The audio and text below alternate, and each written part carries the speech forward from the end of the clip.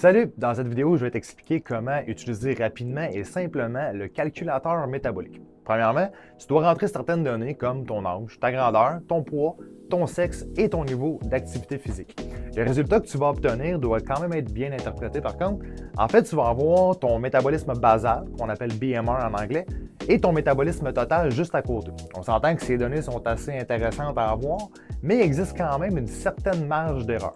Personnellement, je te conseille tout simplement d'évaluer ta masse musculaire selon ce que tu connais de ton propre corps. Dans le sens que si tu t'entraînes de façon régulière depuis un certain moment, laisse les chiffres tels quels et casse-toi pas la tête. Par contre, si tu t'es jamais vraiment entraîné de façon régulière, je te conseille de peut-être réduire d'environ 100 à 200 calories les données que tu auras obtenues avec le calculateur métabolique. La raison, c'est assez simple.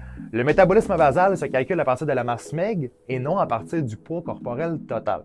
Si, exemple, tu es une femme qui pèse, on va dire 200 livres avec une masse maigre d'approximativement 140 livres, ton métabolisme basal ne sera pas le même que si tu pèses, par exemple, 200 livres aussi, mais avec une masse maigre d'environ 120 livres.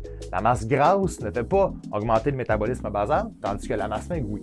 C'est souvent pour cette raison-là qu'on recommande de façon générale de faire de la musculation afin d'augmenter le métabolisme basal et ainsi brûler plus de calories au repos. Habituellement, on fait toujours le calcul du métabolisme basal avec la machine à bioimpédance ici, directement à la clinique Phoenix, mais je sais que ce n'est pas toujours le cas pour tout le monde de pouvoir se présenter en présentiel, ce qui est tout à fait correct. Ce qui est intéressant avec la InBody, c'est qu'on peut justement voir la masse maigre et donc avoir un calcul beaucoup plus précis du métabolisme basal.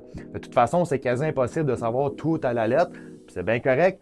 Même les calories sont pratiquement impossibles à calculer à la lettre de toute façon, donc personnellement, ce que je te conseille tout simplement, c'est de te fier à ton apport calorique de ce que tu vas avoir obtenu avec le calculateur métabolique, selon si tu t'entraînes depuis longtemps ou non, et partir avec cette base-là qui va te faire vraiment un bon point de départ.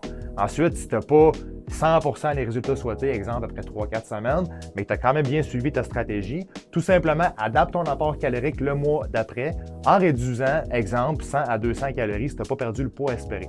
C'est pas de ta faute, le calcul, ça donne un bon aperçu, mais c'est parfois difficile d'évaluer sa propre masse maigre et son niveau d'exercice.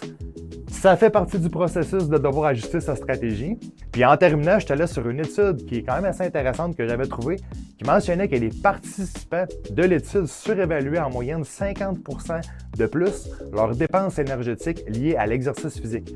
C'est quand même énorme quand tu y penses, parce que de façon générale, on n'est pas si bon pour évaluer notre dépense énergétique et beaucoup d'entre nous surévaluent ce qu'on dépense dans la journée, quand réellement on dépense pas mal moins que ce qu'on pense.